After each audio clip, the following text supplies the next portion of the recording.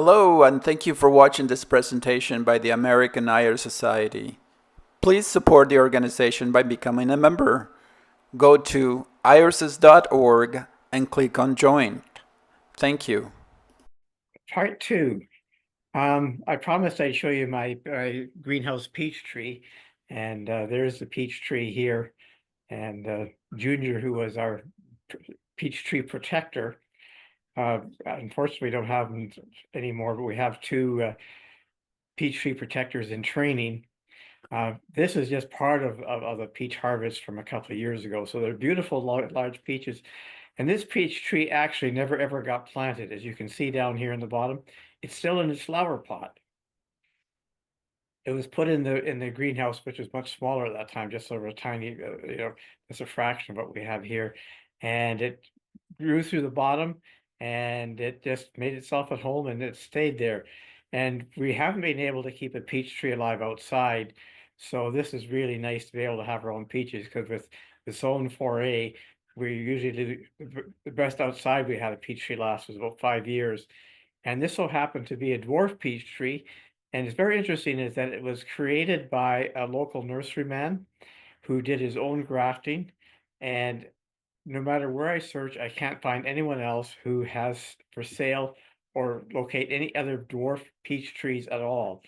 They just don't seem to exist. And we have ours here, and it's about, oh, I guess about 25 years old right now. And there's a lot of joy.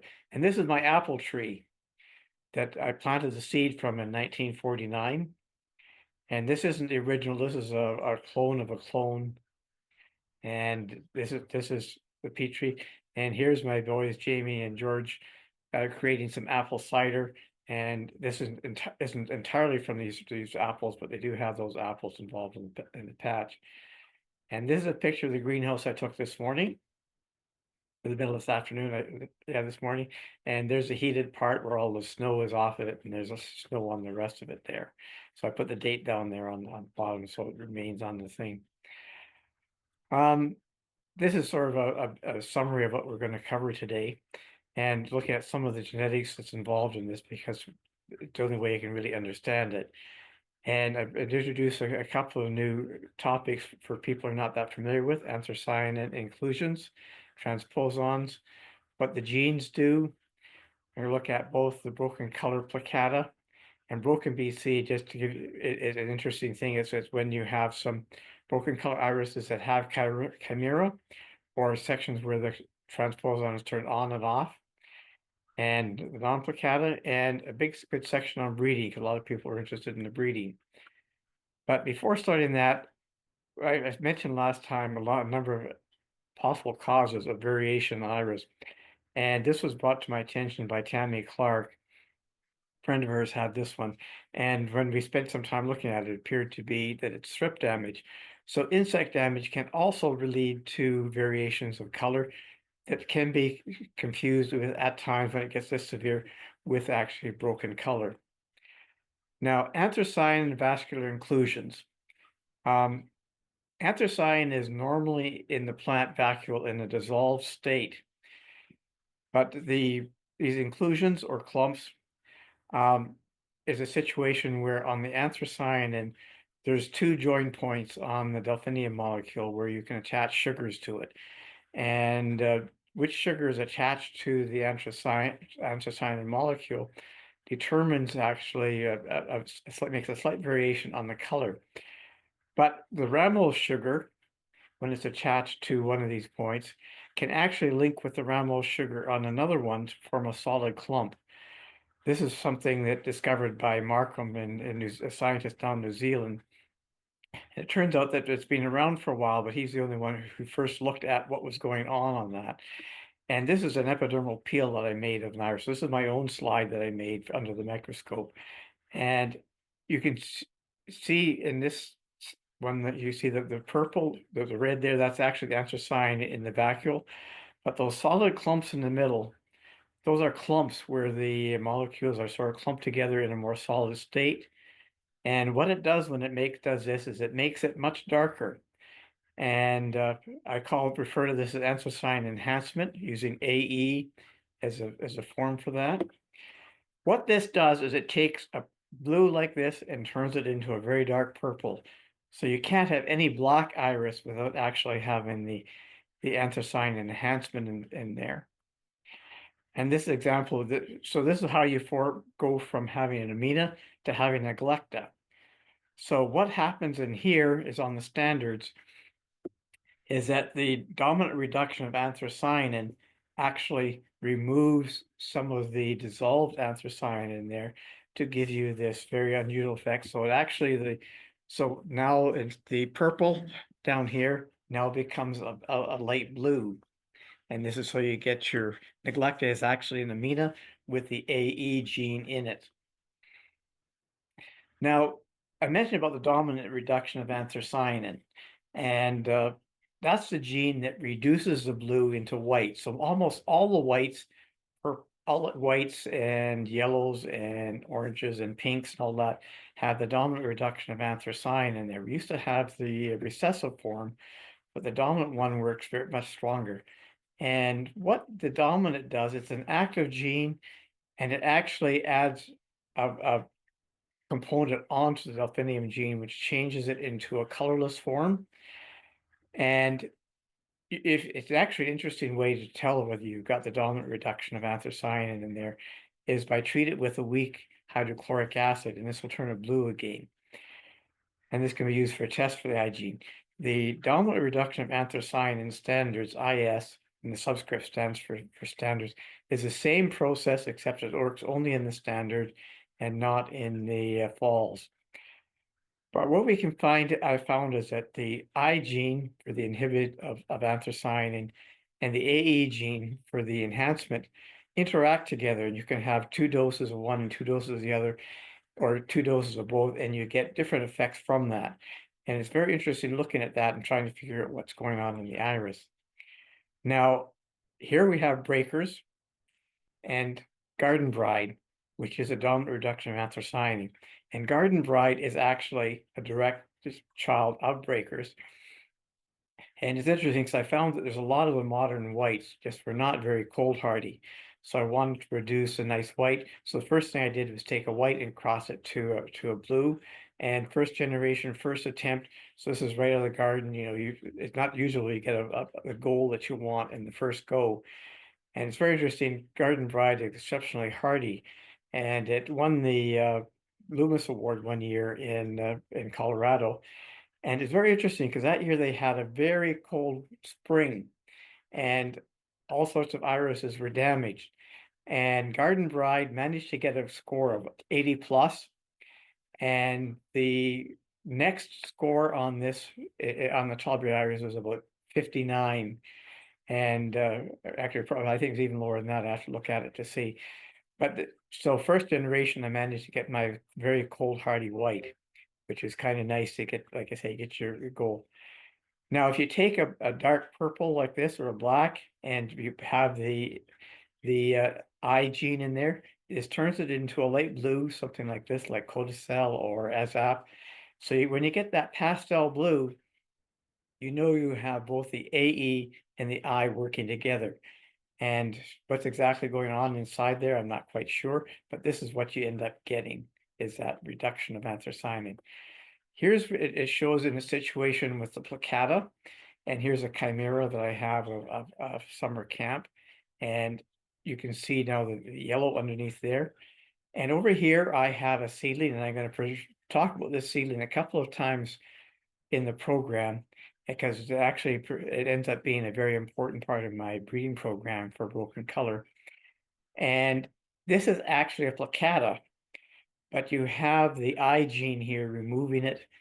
And so you can still see some of the plicata dotting around the edge. It happened to be an amina too, so that makes a big difference in terms of the outcomes. Now, here comes the big part. What makes the jumping gene? It's actually the official scientific language for this is transposon. Jumping gene is sort of the common term for the use of that because it means the gene's jumping from one place to another. And it's not quite true, but it's a good terminology for using it. And it's first discovered in corn, and I showed you the 2 examples of corn here. one where, of two different types of transposons, one where you get the dot and one where you get the stripes. And it's interesting, it took a while for geneticists to actually, to accept that. And it took a long time, and it's surprising because Barbara is a remarkable good writer. And if anyone wants to have see an example of excellent scientific writing, just go read some of Barbara's papers from the 1940s. It's just amazingly clear, and I just have to admire her writing skills for that. But we have to have two genes involved in this. One is called transposon, which is a restrictive enzyme, and I'll explain that in a few more minutes. And then you have to have the target site, both for a place of insertion and a place for cutting the element that you insert in it. So we can get the gene sort of cutting in and cutting out and producing those two segments. For interest, this is a type 2 transposon. Someone has suggested it's a retrotransposon, and it's not true. There are hundreds upon hundreds, thousands upon different transposons, and there's an interesting three book. It talked about transposon, and it requires 3 books: part 1, part 2, and part 3. And I went through them all, and it just makes your head ache with all the different transposons and how they classify them and everything. So it's a very complicated subject, but I'm going to try and simplify it as much as I can. I'm going to talk a little bit about basic genetics here. Now, DNA has 2 different strands, and they're paired up. And on these strands, we have these ribonucleic acids, adenine, thymine, glutamine, and cytosine and glutamine. And uracil, you don't have to worry about, because that usually shows up in the RNA. It doesn't show up in the DNA at any point. And they're in pairs, AT and GC. So this is what a gene looks like when it's written out. It's written out with all of those different letters in the sequence, and everything has to be in the same sequence in order to find the gene. And 5 prime means that's the start of it. This part in capitals is a start code to tell the plant that's the start of the gene. This code down here, 3 prime, that tells you when it's finished. So you get that it makes your protein goes running through there, and then it stops when it gets to that part. Now, restrictive enzymes are very interesting enzymes. These are produced by bacteria as a way of fighting against viruses. And what it is it identifies a particular sequence of code here, showing you this code, and then it cuts it at a very specific point. And it cuts it on both strands. So it cuts it between the GA on the strand, and it's reverse on your other strand. So you see G, AT, AT, TA, TA, C. So it's the opposite. And so it cuts it here and it cuts it there. And then those 2 segments of the gene are removed from each other. At the same time, this transposase cuts it at another section and puts in a segment. So it cuts it, separates it, puts in a segment there, and then it's repaired. What this does when this section is cut out and another section put in is it stops the functioning of that gene. So it no longer functions. But the transposase is still there and can cut and reverse that. So it comes in and it goes out. Now, actually, we don't have just one transposon, and we don't have one transposon gene. And I'll explain a little bit more of that as we go on. But we have, I think, about 8 different transposon genes, transposase that I know of, and each one acts a little bit different, has a different identification point and different cutting. So what happens here is we cut the segment, put the segments in it, it's put back together again. And we have this, you have this sequence here, and it's reversed on end.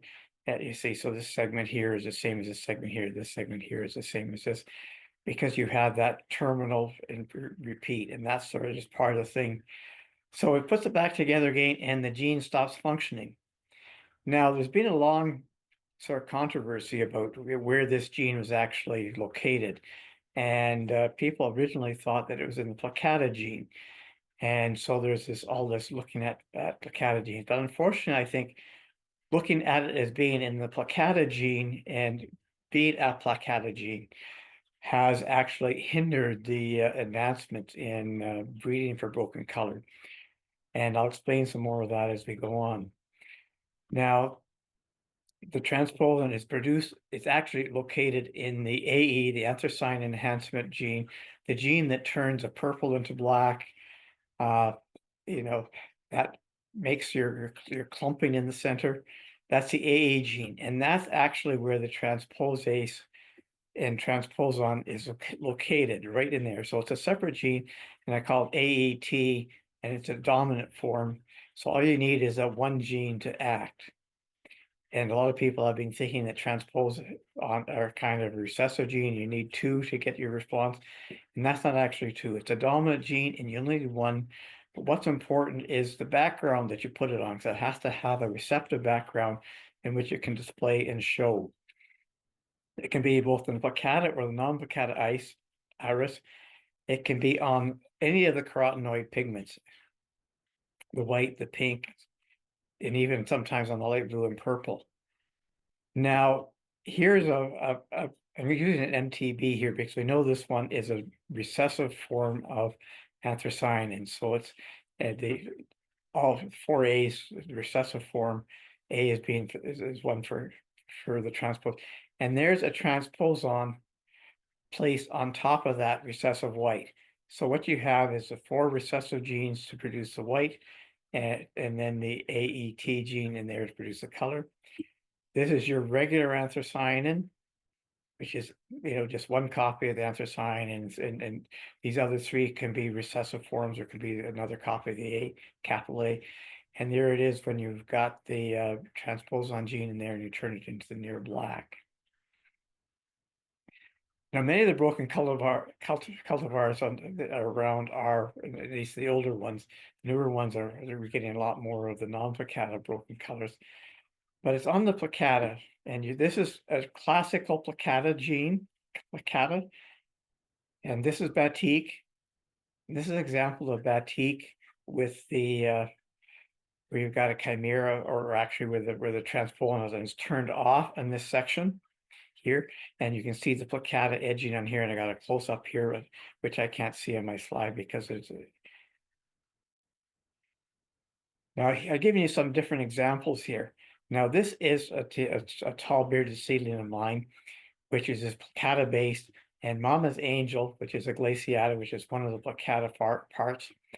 And you've got the broken color gene on that. So you've got just that one gene, the AET, on top of this. So it's got on top of the white background.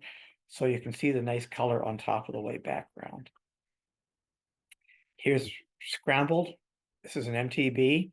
And here you've got the transposon, AET gene, anthracene enhancement with the transposon imposed on the white, which gives you that broken color pattern. Here's an example of a seedling of mine, and I believe in my line that I do have the recessive whites. Actually says white because it could be yellow, purple. I mean, it could be yellow, pink, orange, or any of the carotenoid pigments, but it has no anthocyanin because of reduction from the recessive, which is actually preventing the production of delphinium. And here's a TB seedling, which is based with the AET on top of this recessive. So this is a non-plicata broken color. Here's another example of a broken color. In this case, I have this seedling. It's that this seedling actually came out of some broken color breeding program. So it actually had one parent of broken color. But what I found interesting about this is this fact that it's white, except for a slight wash of white in the center. And when I use this in crosses, I end up getting nice broken colors here. And this is actually one of the parents of this one here. So you get this nice, this is a non-plicata broken color and used on basically the AET, the anthracene enhancement with the transposon imposed on that as a background.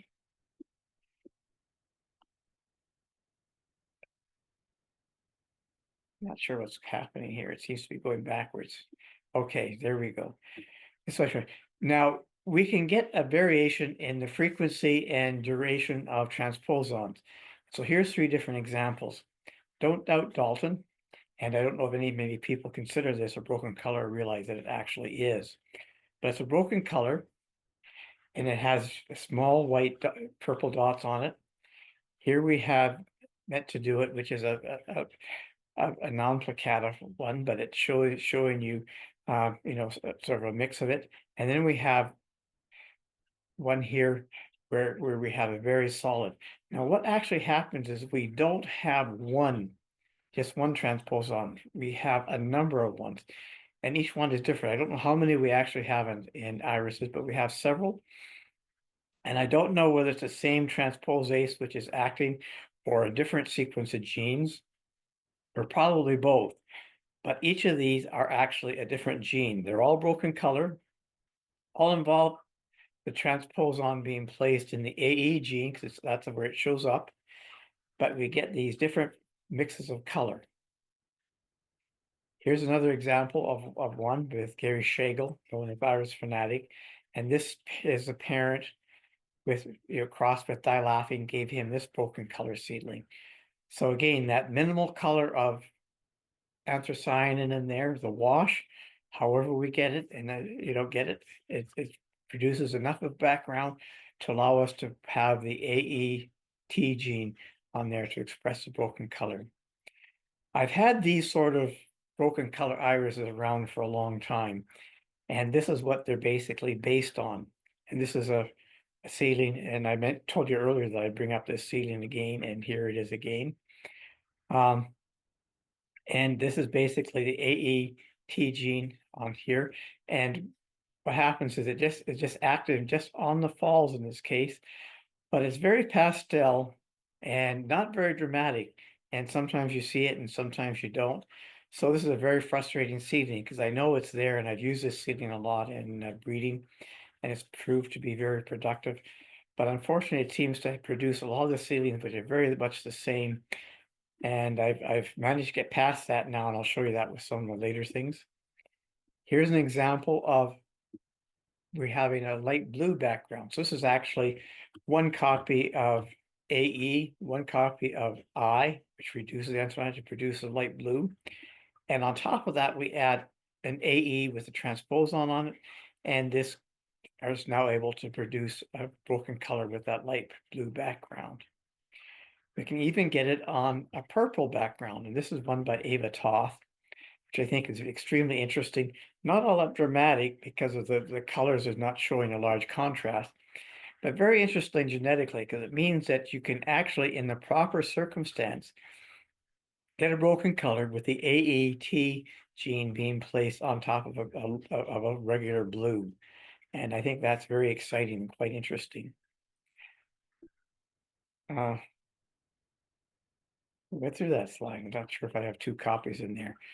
Anyway, here's Don't Doubt Dalton, and I'm showing you some various effects that shows you what happened when the transposon gets turned on, but it doesn't get turned back off again. So we get these purple splotches in there, which shows you part of the AET working in here. And I'm showing you a couple of other slides here which show what's happened underneath it. Orangutan orange, and there's where the transposon is turned off on here, where we get pastel orange. So actually with and you can see the plicata background on here. So you can tell this is actually on a plicata background. Jackal crackle, and here the transposon is actually is removed and is permanently turned on. So the gene now is back to producing AE in its normal fashion without it being removed by the transposon. So the transposase has actually stopped working here somehow, and you get that dark segment produced there. Another example with Millennium Falcon, showing you the white section, and you can see the plicata background on the edge of the petal. And Coyote Ugly. And the interesting thing with this, the Coyote Ugly, when you see this section of the transposon is not working over here, you can see that this is actually a non-plicata broken color rather than being a plicata broken color. And here we have blue teak, and here the transposon You know, you can see the regular plicata in the background here, but here the transposon is turned on.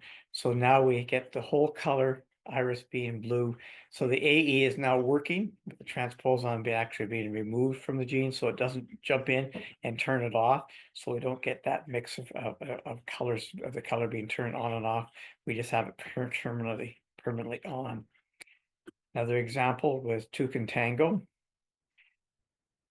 And you can see here where it's practically turned off here and practically turned on here.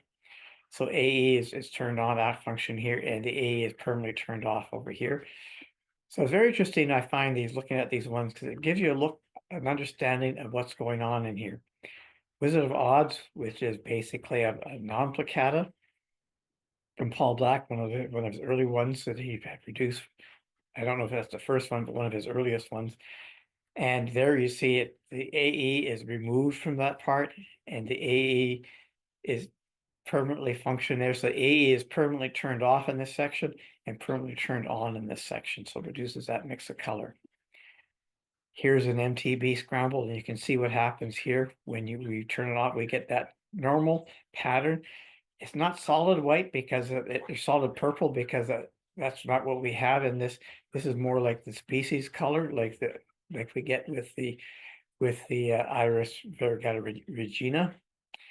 We get this sort of purple with the lines on it.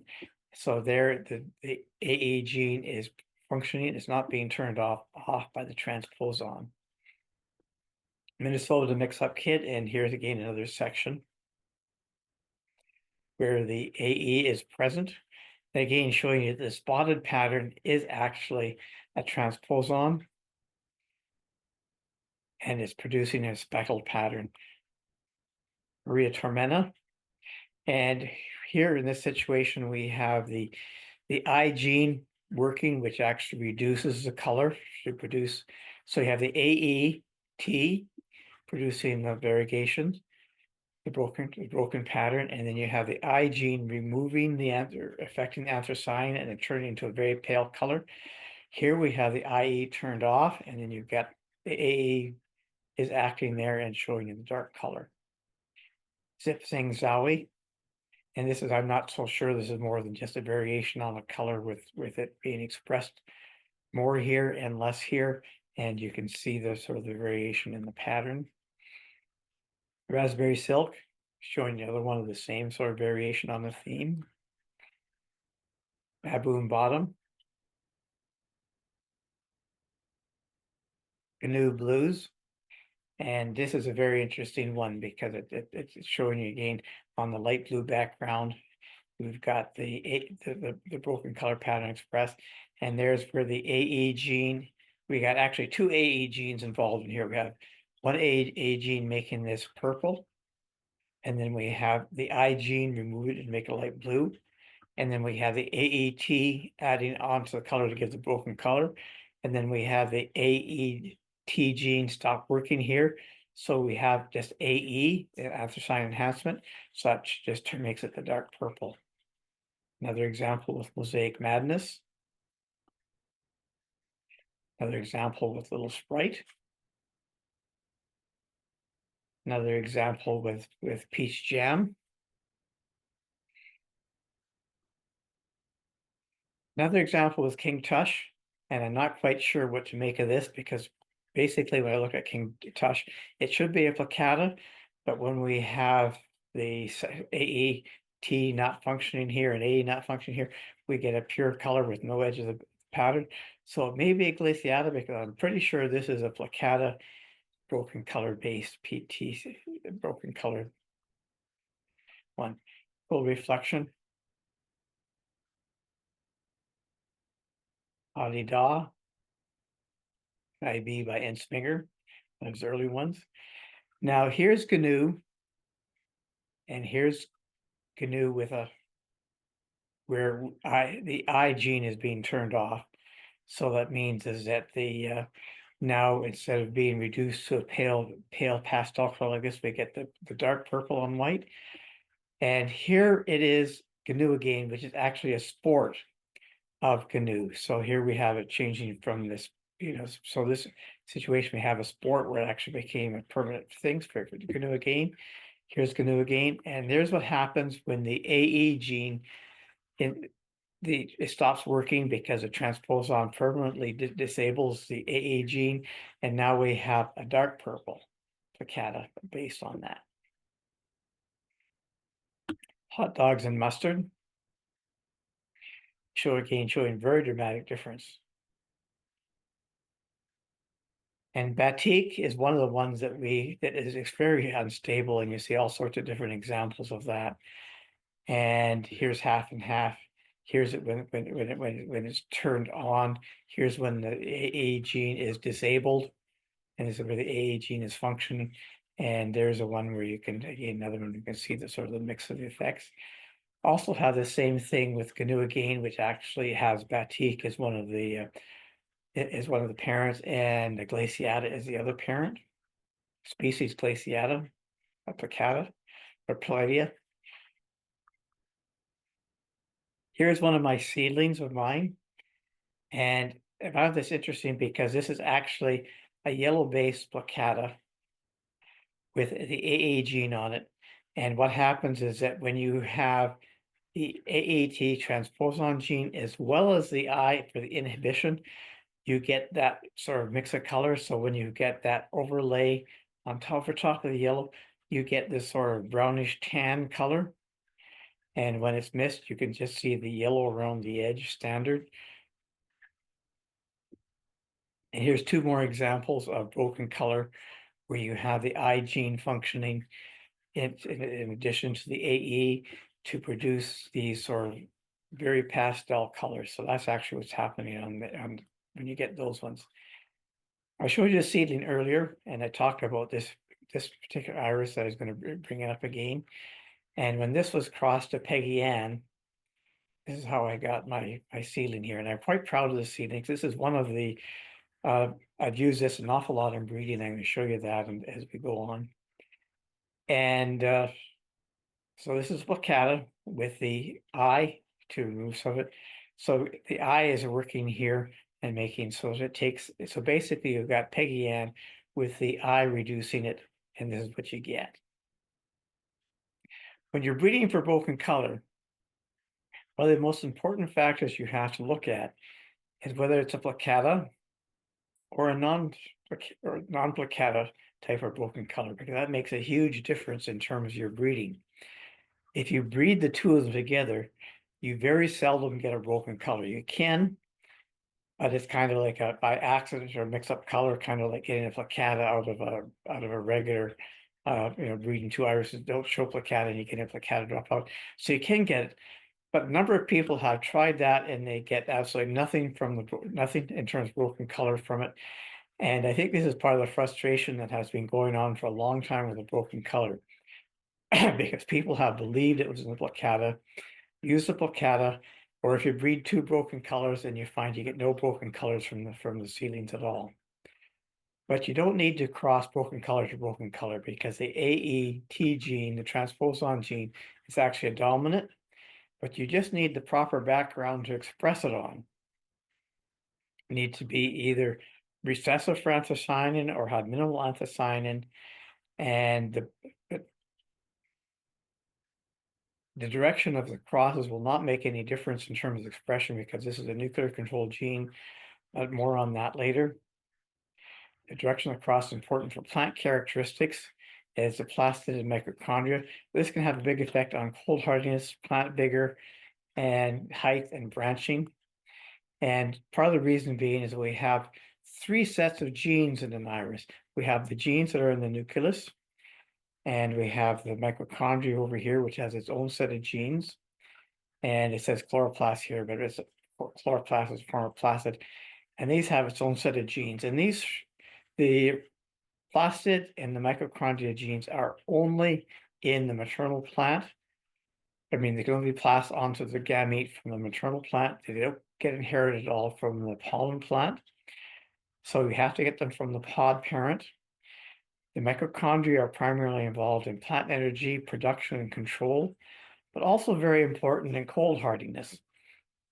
So when I'm bleeding in my greenhouse, what I'm trying to do is use what I know from my own plants, but are cold hardy and use the pollen from the southern iris that are probably not as cold hardy as a pollen receptor. It's well known and well established that the the cold hardiness is part of the mitochondria genome. And it's interesting, in one of the fourth year advanced genetic courses I took at the university, we had a lab where we had a number of the plant scientists from the University of Guelph. University of Guelph is the leading plant breeding program in Canada and one of the leading programs in all of the world.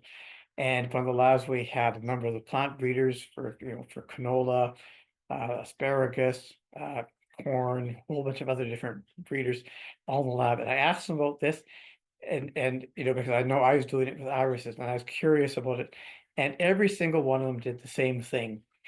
They'd bring in plants from the southern climate, but they'd only use it as a pollen parent. And for pod parent, they'd use one of their nice cold hardy plant, seedlings or plants that they have and they've been working with. So that's just the same thing right across the board. It's something that's done by plant breeders, well known. The research is well established. It's absolutely correct. So the direction across was first shown to make a difference in 1909, and it was pretty exciting at that time. So a lot of people looked at it, and by 1920s, it was completely established that the direction of cross can and does make a difference. Now, the bigger the difference is in terms of the plants, in terms of plant vigor, characteristics, and cold hardiness, the more of a difference you're going to see in the direction of the cross. And why this is important for when breeding with the broken color irises is the fact that a lot of the broken color irises are just not cold hardy. I've been working with the broken color for a long time right now and getting lots of nice broken color plants. But the problem being is that they're just not cold hardy for me. So I lose them, and I lose the plants that, all the broken color plants I bring in, I'd lose them. So the direction across is very important. I've got a couple of exceptions for that, and I've mentioned one before, that 13-3-12-1, the sort of the yellow one. That's cold hardy, not as cold hardy as I would like, but certainly cold hard enough too that it grows and increases, and I can get an increase on it. When you're breeding broken colored, make sure that iris that you use does not have a virus. This is going to use flash, and this one over here on the left, it's clean, doesn't have a virus. This one over here, you can see those purple spots on there, and you can see sort of loss of texture in the petals, loss of texture in the falls. So this one has a transposon, is a broken color, but it also has a virus. So make sure that the plant you use does not have a virus. It seems to be more of a problem with the plicata. I've not seen it show up at all with the non-plicata broken irises. I'm sure that it'll show up at some point in time, but it's something that we can get with the plicata-based ones. So watch that and be sure to avoid those breeding with those ones. With the plicata type, we have 3 different types of plicatas, and they can all contribute their own in terms of breeding with a broken color.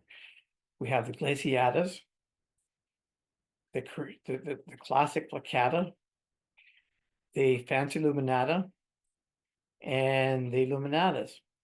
The glaciata and the plicata ones have the possibility of giving you about half, and I say a possibility because it's usually less than that.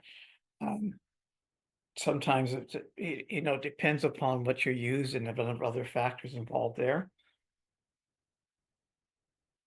If you use the luminata and the fancy luminata, half of the seedlings will have AE gene giving you the solid color, and you can't produce a broken color on top of a solid. It doesn't show. So you lose half your genetics there. So the most you can get out of using the fancy luminata and the luminata is about a quarter of the seedlings. And again, like less because there's other factors that play a role. It's an unstable gene, and it doesn't always transfer properly in the seedlings. When you're breeding for the non-plicata broken color, It's been commonly used two different broken color cultivars, but you don't need that. You only need one because it's the AET gene, the active transposon, is in the AE gene, and that's a dominant. But you do need a nice color light background to paint it on. So you need something to put that color on in order to get yourself that color.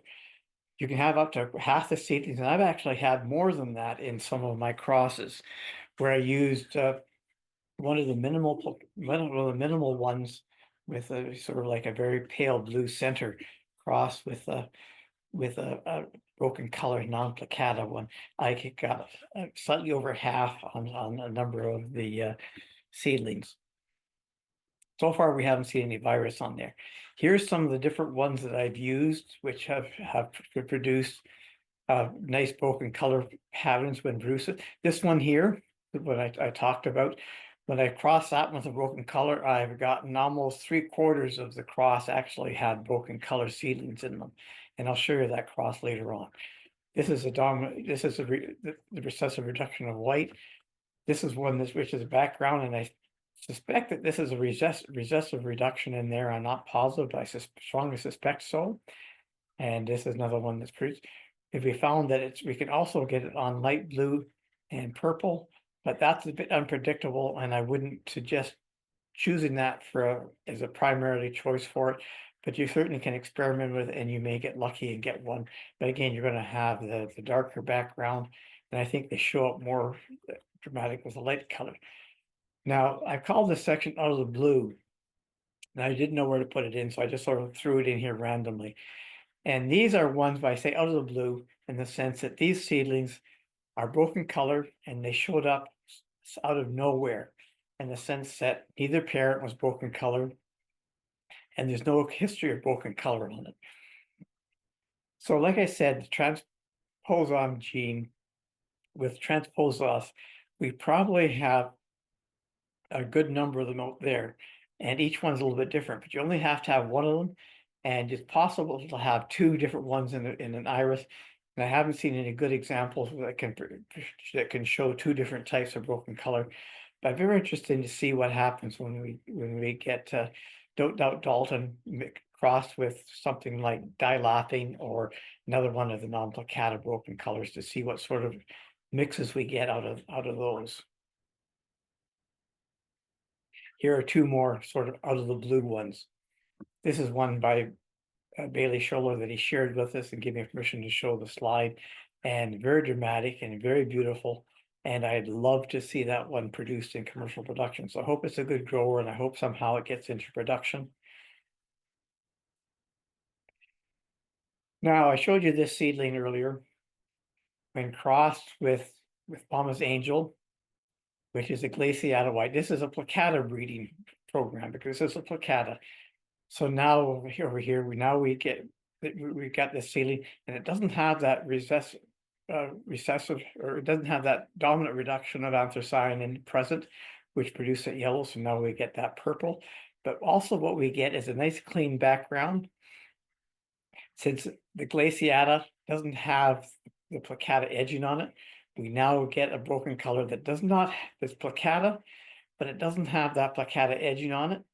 So it gives us a nice cleaner color, and I think this has certainly a high potential. So anyone who's doing breeding colors, you're doing it with plicata, I recommend get yourself some nice glaciatas and use those, because you're going to get hopefully you get these sort of things without the edgings, because without the edging, you get a much cleaner color and much more dramatic. Here's another example where use this sort of the minimal plicata here, and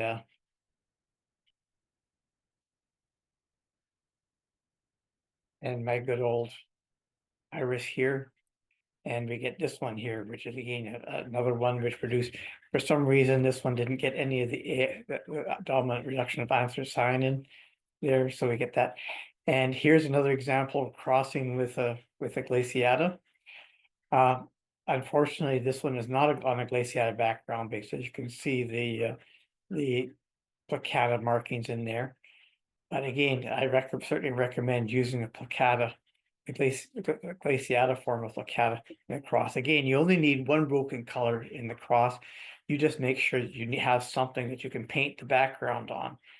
A nice clean background, so you can paint the anthracene on. Now, someone asked me last time what my favorite broken color iris is. And right now I'm going to say this one, because this is a seedling that bloomed for the first time this year. I'm very excited about it. It has a very dramatic color, and I very much like this. So we've got that dominant reduction of anthocyanin is there.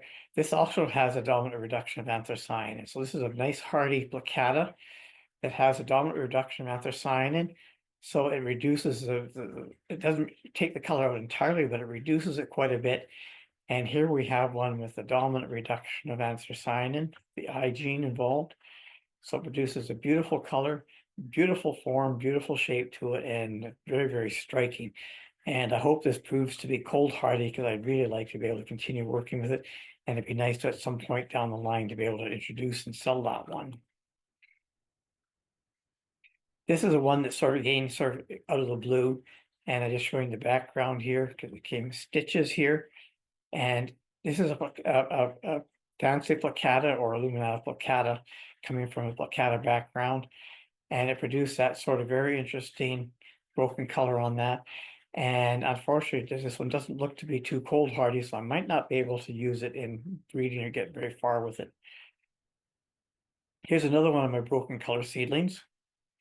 This is coming from Spun Candy, which is a broken color tall bearded. And this is a Dancy plicata or Illuminata plicata.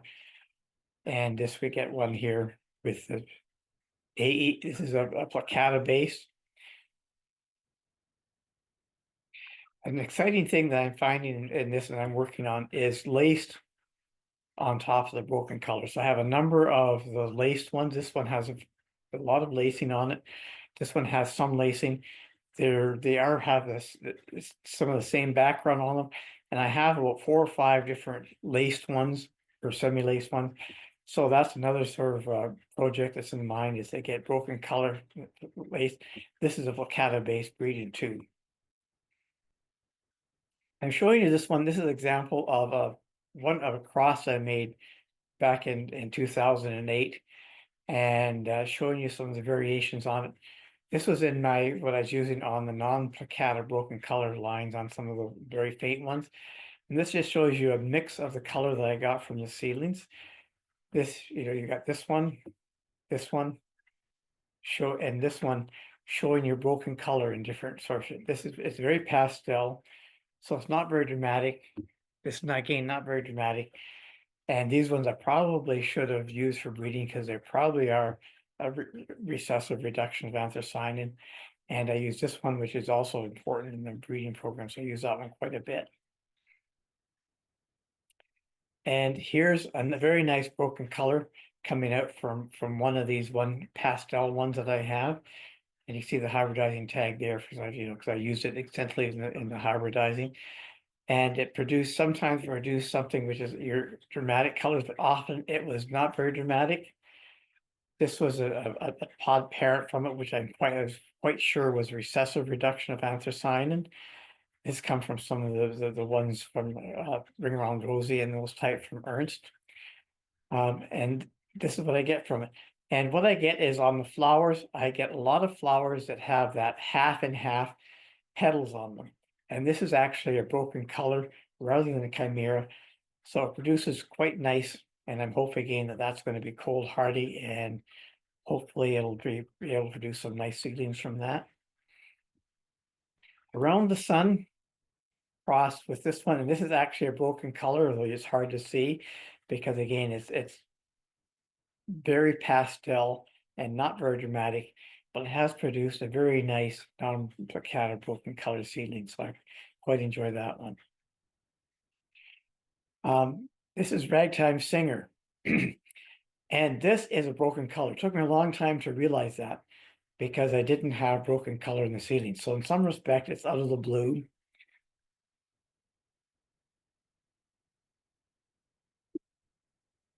And this one, I suspect, has Cajun rhythm in the background. And I get Ragtime Singer. Ragtime Singer is extremely cold hardy. Does extremely well for me. It's a strong, good grower. It's been proven to be a good grower in the in zone 3 out in the prairies.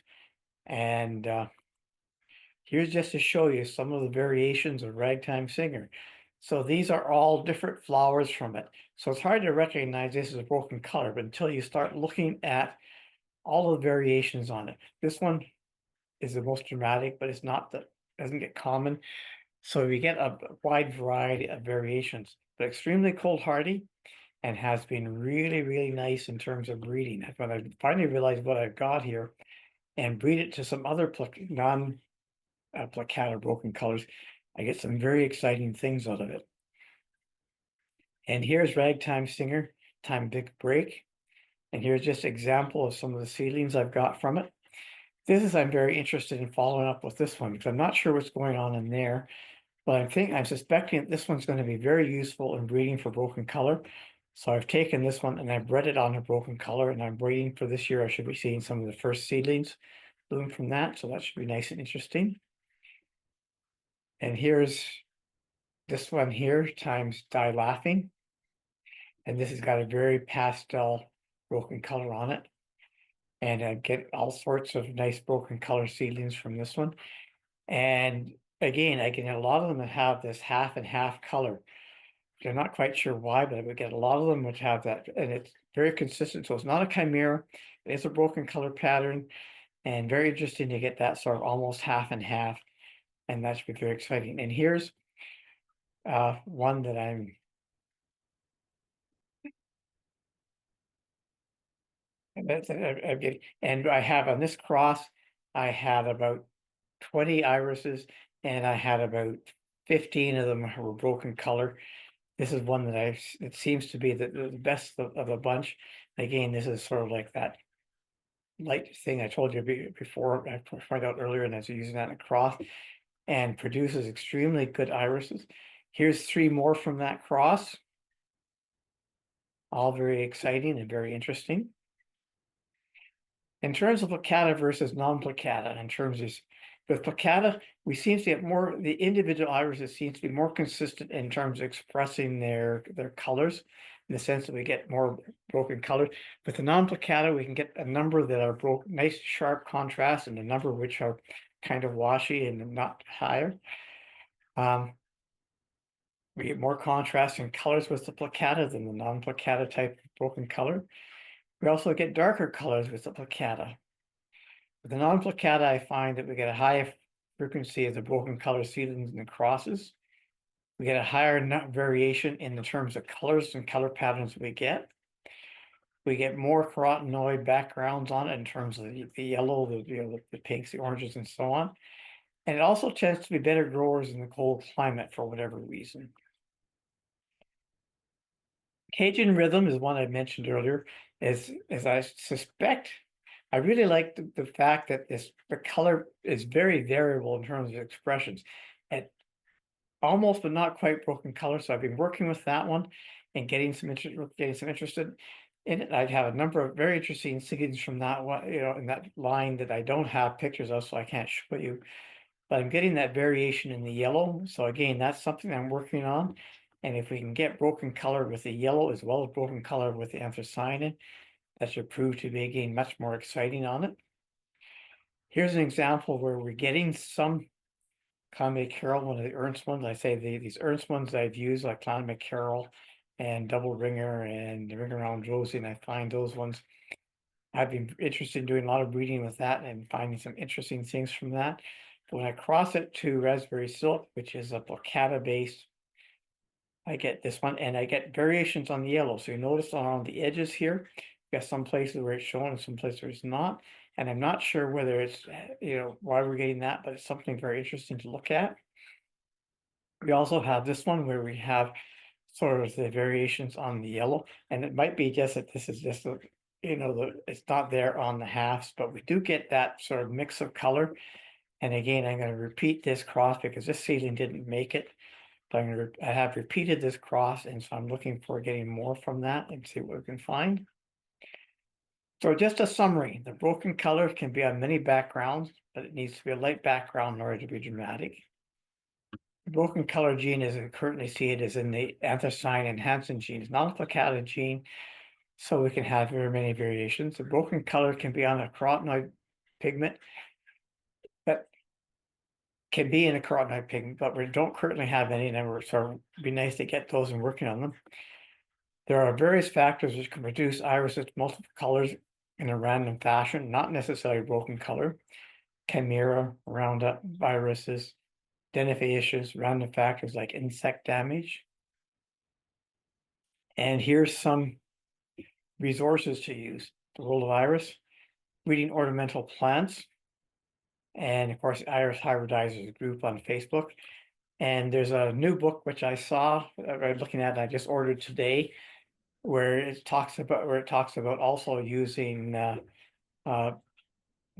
your gene editing in order to produce changes in color. That's something I'm also interested in. I've been watching, so I'm interested in getting that book and reading that. I have been reading a number of the articles on how they have been able to produce broken colors in a whole bunch of variety of species, and what they've been doing there, and making changes to colors by using gene editing. So again, that's very interesting. And the end.